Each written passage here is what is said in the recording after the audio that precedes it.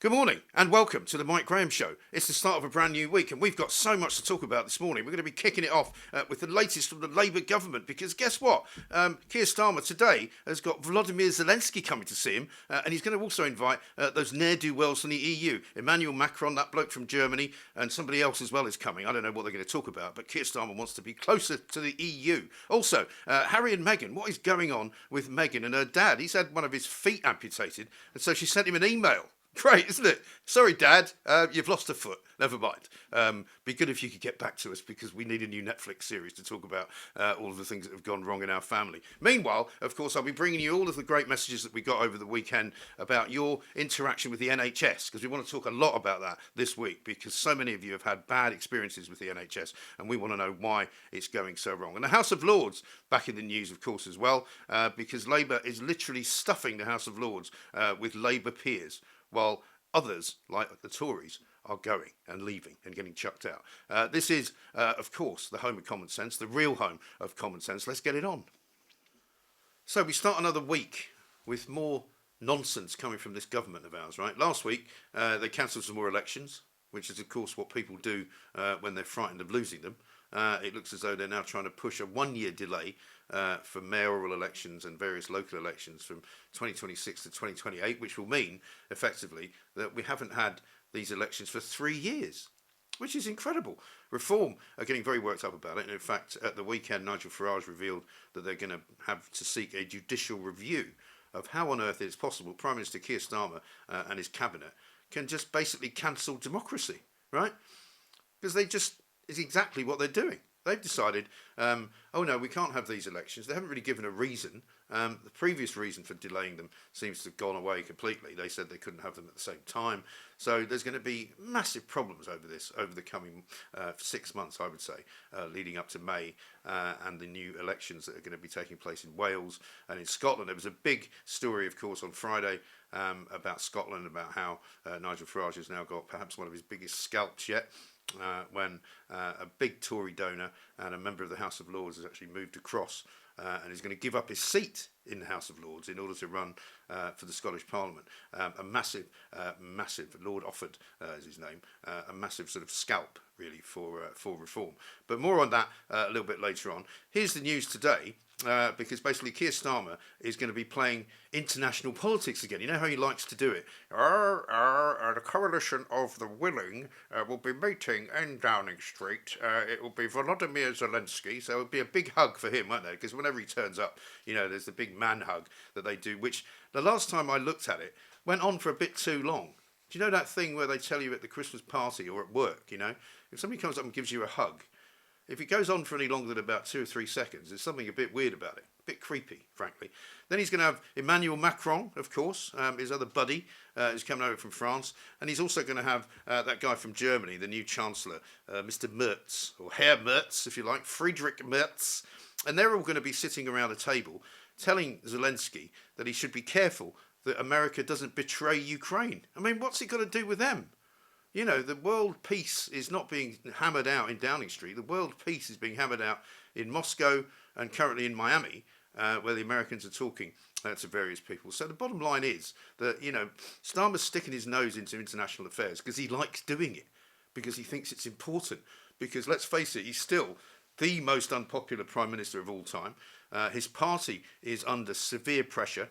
I mean, over the weekend, apparently we learned that there was a party at Lord Alley's place, you know, the penthouse. Remember the place that Starmer used to make various videos and where his son apparently went and boned up on his O-levels, some words to that effect. The bottom line is, right, apparently Angela Rayner was there, as was Wes Streeting, and they were seen hugging because they're being urged by some members of the cabinet and by some members of the party to actually stand against Keir Starmer as a sort of double act, right? Because he's hated so much by even his own people that they'd rather have Angela Rayner back. Now, forget about the fact that she's already being investigated for non-payment of council tax, or shall we say at least not the correct declaration of the council tax that she should have paid for Admiralty Gate, the Grace and Favour house that she had. Forget about the fact that she had to step down because she didn't pay the right amount of tax on the other house up in near Manchester, and the business of the other house down in Hove, where she's bought another apartment, So, she's already plotting her comeback. Then you've got Ed Miliband, who's out there circling around. He's the most popular man, believe it or not, inside the Labour Party, which tells you everything you need to know about how awful the Labour Party is, right? Ed Miliband, a man who has absolutely no clue. He's run the place once. He was once in charge of the Labour Party, and he was useless. And he's still useless. And he still is concealing all manner of information from us about how much it's going to cost us with the green taxes and the green economy and all the rest of it. So, the whole business is starting to look very, very rotten indeed. And as if to add insult to injury, Starmer gave an interview yesterday to The Observer in which he refused to rule out the UK rejoining the European Union in his lifetime. He basically refused to answer the question. He declined to answer. So you go for an interview, you're the Prime Minister, the Observer asks you some questions and you don't answer them. I mean, what is the point of this man? And what is the point of giving an interview in which you don't give an answer?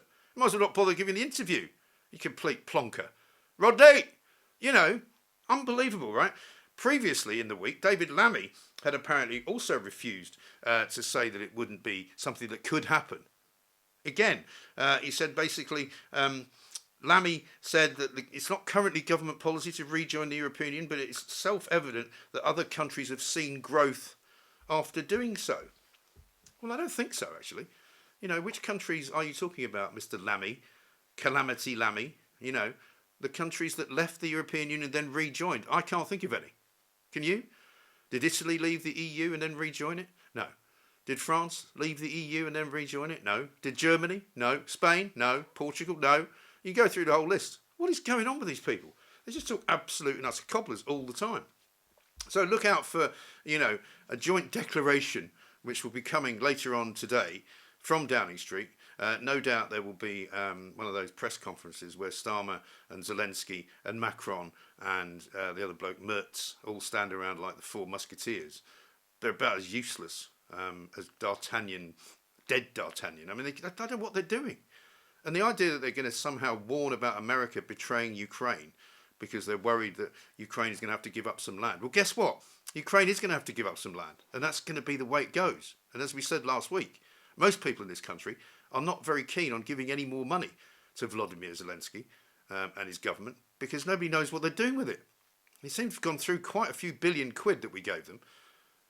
So I think this country has run out of patience with Ukraine. I think the people of this country have run out of patience. We haven't got any money. We shouldn't be giving them any because we can't afford it. And that should be the end of it. And the idea that Keir Starmer still thinks that he should somehow be the kingpin between all of it. You remember he said he wanted to be a bridge between the United States and Ukraine, and so making sure that Europe was very much at the heart of all these discussions. And then nothing happened. And then Trump sort of called their bluff and made them all give Ukraine weapons, basically, that they'd have to buy from America because he just runs rings around them. So in the end, we are where we are. And I think, more likely for Keir Starmer to be a tunnel than a bridge, really, because he's so far below the popularity ratings, he's literally under the sea. That's where he is. Simple. Keep your eyes open. Something bad's going to happen.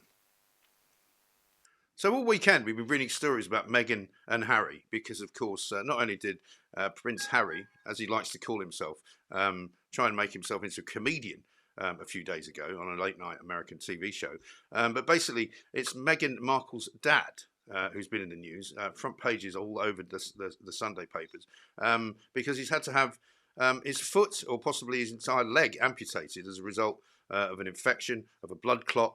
Really, really serious situation where sometimes, if you're not careful, the blood clot goes to your heart and you die, basically. You have a heart attack. And so it was a severe life or death operation which took place in the Philippines, where he moved to from Mexico a few months back, we believe. I'm delighted to say now we're going to talk to the Queen of Hollywood and the Queen of the coverage of all things to do with Harry and Meghan. It is the one and only Kinsey Schofield, live in Los Angeles. Kinsey, very good morning to you. If we thought we were going to have a quiet Christmas holiday and the Sussexes were going to leave us alone, we were poorly misled.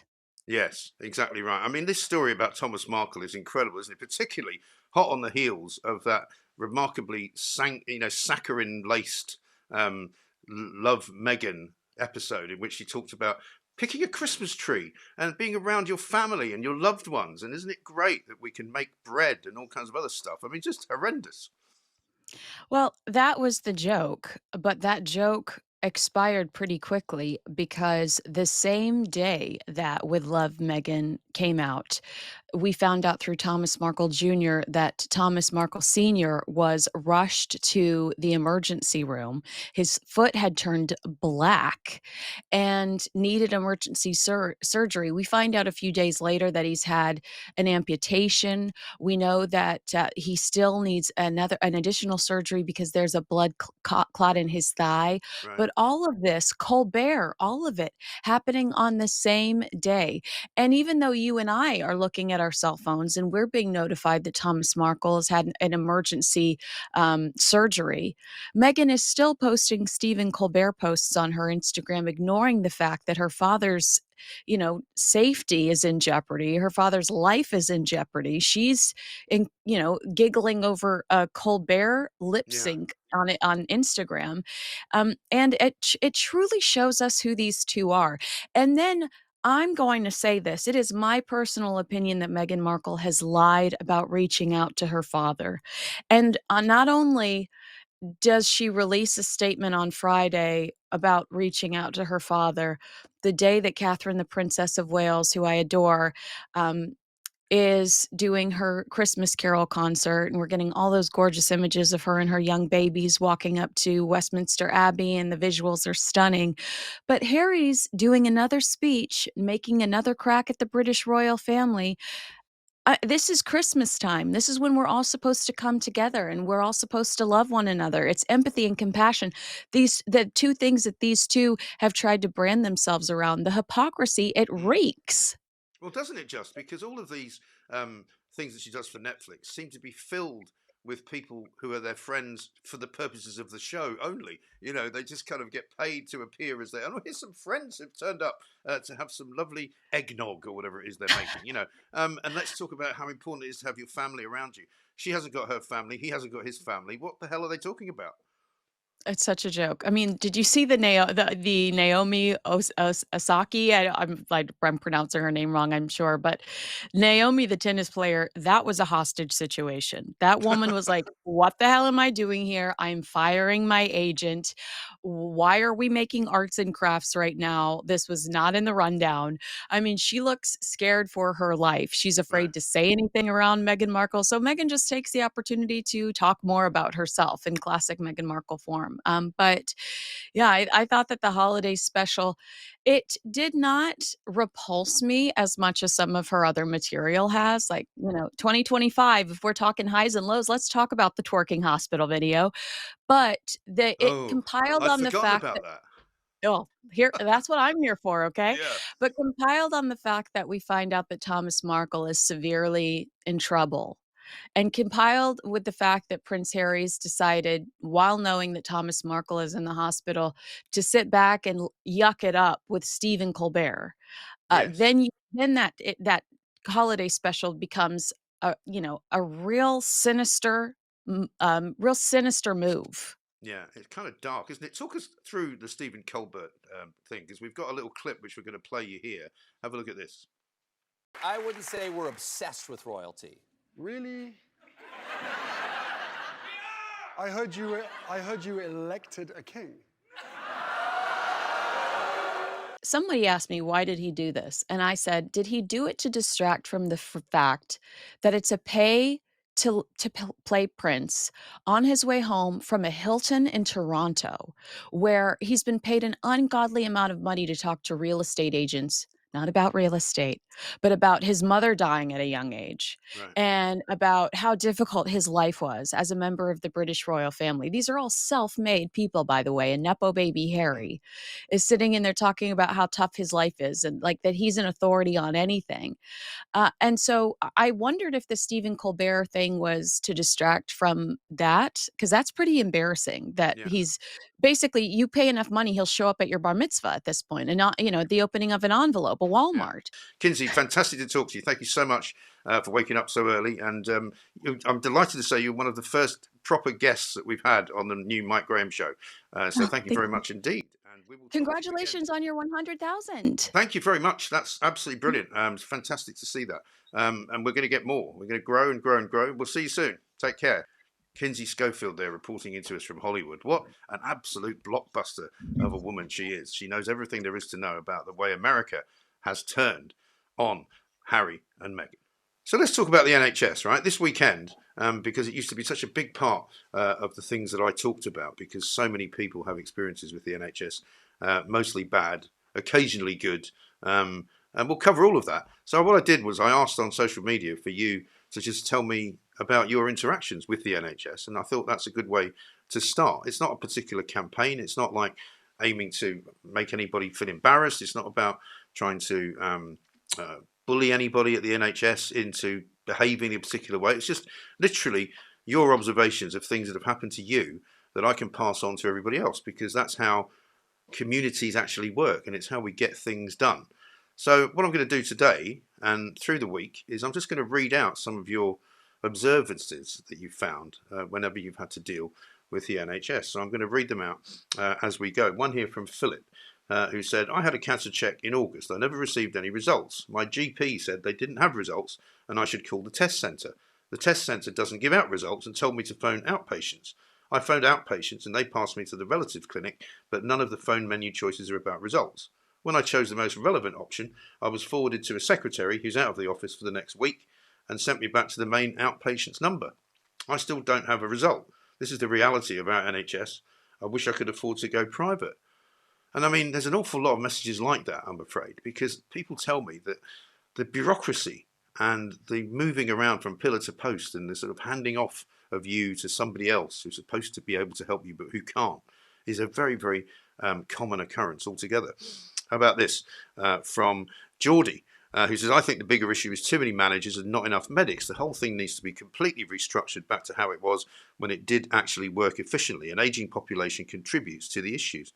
Well, you know, people of my age will tell you that I don't know whether it worked brilliantly in the past, but certainly whenever I had to deal with them, it wasn't as bad as it is now. And certainly when I was growing up as a small child, I remember our local GP, who was called Dr. Ellison, who lived down the road, used to come to our house on a regular basis. And now you never get that. You never get any chance of that. How about this from somebody who says, my wife and I took my 1-year-old to A&E. He was having seizures. He couldn't keep fluids down, had a temperature of 45. This lasted for 2 days. And we spent 2 days sat in the children's accident emergency. The hold up, a team made up of nurses and doctors from elsewhere who were all speaking in broken English and trying to understand each other. Children were given the wrong medications due to some name mix-ups. Some children were missed entirely. On day 2, one of the 2 British ladies working there had a nervous breakdown and declared that she was quitting. She spent 2 days running around trying to decipher what the other nurses were saying, and she was putting right all their wrongs until she eventually snapped. I mean, it's just ridiculous, isn't it? Here's one from Almost. It says, my 18-year-old was misdiagnosed with anxiety when it was heart failure. His GP failed him, and an A&E didn't even read the ECG. They took us as sent us home. My son's life is limited by quality and quantity. He will need a heart transplant and will probably die early. It almost killed me too as a mother should never have to bury their child. Unbelievable stuff. I mean, this just goes on and on and on. So I will keep asking for your stories. Here's one from Peter who says, good morning, Mike. I've been on the waiting list since September the 6th, 2024. I need an operation on my sinuses. I inquired in late September this year and they told me I should be in around December. Since then, I've not heard a thing. Loving the show. One from Karen here. Waited 12 months to see a consultant and had tests done as urgent. So far, I've been waiting nearly 4 months for a recall after the test to give me a diagnosis. I phoned and apparently I'm on a list.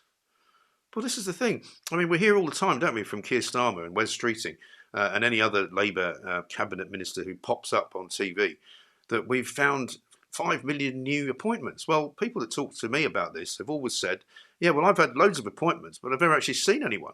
You make an appointment, it gets cancelled. They give you another appointment, that gets cancelled. That means you've had 2 appointments, but you haven't actually had any kind of, respite, and you haven't actually seen a doctor. So I'm not buying this 5 million new appointments. I'm just not buying it, But they keep repeating it as if it's some kind of massive thing. It really isn't. One here from Louise. I waited 18 months to see a neurologist, sent for tests. The wrong side quoted on test order, but no one would test the right side. Follow-up appointment was cancelled. A week later, my GP was told I was a no-show and got kicked off the list. Now I'm waiting a further minimum of 18 months. I mean, this is terrible. Absolutely awful. Lenny, I had no symptoms, all working correctly. My blood was only 2.8. I went into Canterbury Hospital, left it to the doctor. I came out impotent and I suffer with incontinence. I'm alive, but I believe I was misled and incompetence ruined my life. This is, I mean, it's quite remarkable. We've got literally dozens of these messages, right?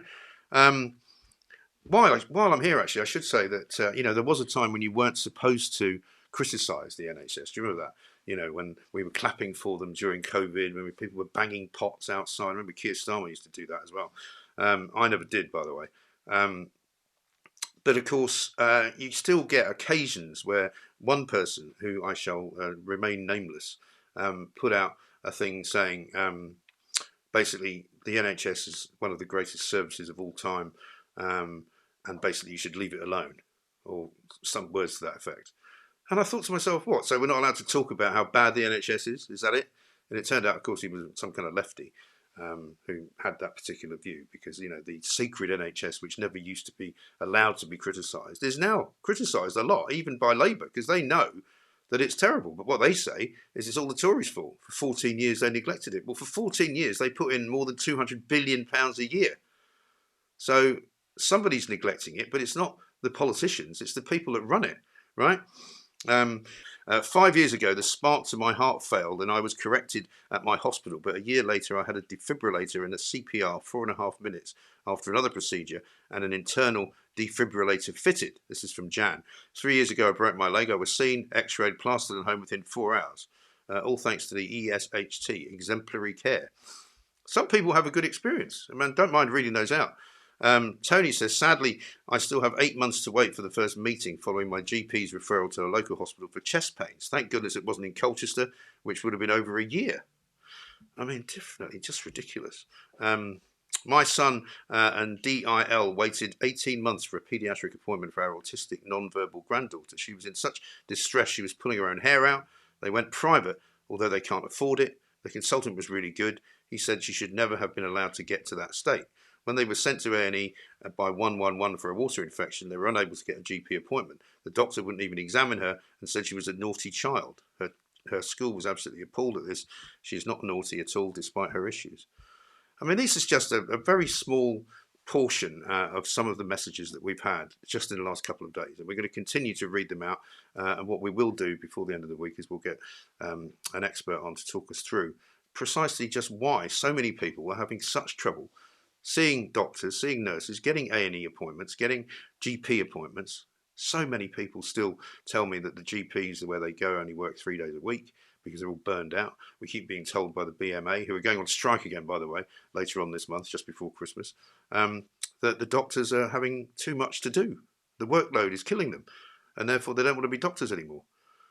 There's a massive problem, and there's no end in sight for it, and the government doesn't seem to have a clue about how to fix it. So to stop telling us that we're all getting better appointments and more appointments and moving the dial on waiting lists, because we're not doing that. All you hear now is, oh, there's a big flu season coming, so you better wear a mask. Well, I don't think so. We'll be talking about some of that this week as well. So guess what happened to me last week, right? That's right. I got another parking penalty. Well, I think it was a parking penalty, but it turns out it was some kind of driving penalty. Or was it a no entry type penalty? Nobody really knows exactly what the penalty is, actually, because one of the things that they're doing in London, and I don't know what they're doing in your neck of the woods, but what they're doing in London is they're making certain roads inaccessible for cars, right? But it's very difficult to know which those roads are, because particularly if you're driving around at night and the streets aren't particularly well lit, and they've got a sign that's about 15 miles up in the air, or they've got a sign which is not in a place where you would normally be looking to see a sign, or the sign is just really, really out of the way if you're actually concentrating on looking at the road, which is what you're supposed to be doing. You're not supposed to be driving around going, oh, how many signs have I got to read, right? So I get this penalty charge notice from Lambeth Council. Lambeth Council being one of the councils in South London, used to be run, funnily enough, by Steve Reed, who I think is now the business secretary, used to be the environment secretary. He used to be the boss of Lambeth Council. So I've got details of contravention, is what it says here. London Borough of Lambeth believes that a penalty charge is payable with respect to the above vehicle on the following grounds, and that's obviously my vehicle. Failing to comply with a prohibition on certain types of vehicle, brackets, motor vehicles, which presumably means I drove down a road in Lambeth, not far, not a million miles away from Southwark, not a million miles away from Waterloo, place where I drive quite a lot. I presume what they're saying is that I drove down a road that I shouldn't have driven down. But how did I know I wasn't supposed to drive down there? It turns out that on the road in question, there's a sign, which I never saw, which says it's a controlled zone, and there's a number 2 on it. And according to Lambeth Council, they say a controlled parking zone is an area where parking controls have been introduced to protect the parking needs of residents, businesses, and their visitors. There can be several different types of parking restrictions within one CPZ. The controlled hours for single yellow lines will be displayed. However, on some streets, the controlled hours may vary, so always check the time plate for the parking bay that you've left your vehicle in. In general, you're not allowed to park on single yellow lines between 8:30 and 6, Monday to Saturday, unless other additional time plates at the location state otherwise. This was given to me at 18:01, which is 1 minute past 6, right? But I wasn't parked there. I didn't stop. So the car is shown in a picture driving down a road. And you can see the lights on the car, but it doesn't appear to be parked. I don't know what it is I'm supposed to have done. And of course, I will never know, because the fine, believe it or not, 160 quid. Unbelievable, right? I paid it because people said to me, why don't you appeal it? Well, because I haven't got time. I've got better things to do with my life, so I've had to give them 80 quid, because if you pay it within a certain period of time, you get 50% off. But it's still a lot of money, £80, right? And I still don't really know what I've done. But there's no number on any of the penalty charge notices, and it's Lambeth parking, right? That's what it says. It's Lambeth parking, which would suggest it's a parking offence, okay? And then it says, if you want to make a representation, you have to do it in writing. Huh? Who's got time? If your representations are accepted, a notice of acceptance will be issued, cancelling the penalty charge notice, and you will no longer be liable for the penalty charge. If your representations are not accepted, a notice of rejection will be issued, and you must either pay the amount in full or appeal against the London Borough of Lambeth's decision to the Independent Parking and Traffic Appeals Service. I mean, seriously? Is it any wonder we haven't got any money in this country? What are they doing with all the money they're collecting?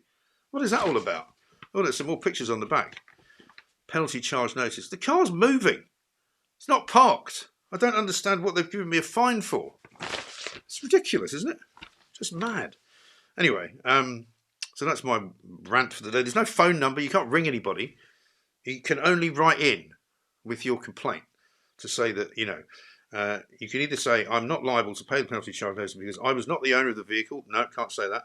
There was no contravention of a prescribed order. Don't even know what that means. We are a hire firm. The vehicle was under hire agreement. No. A person was in control of the vehicle without my consent. No. The alleged contravention didn't occur. I mean, it's just such a load of old cobblers, isn't it? I mean, who's got the bleeding time for all this? Anyway, so I'm going to have to go and find out exactly why these bozos have given me this. I'm going to have to go back to the scene of the crime, effectively. Right? And see whether I'm going to be driving down that road again. So, because this will happen again. I'll get another one. I'll get one every bleeding week at this rate. Ridiculous. Anyway, that gave me some pleasure tearing it up. Bastards. Yeah, I mean, you can clearly see, right, when you see the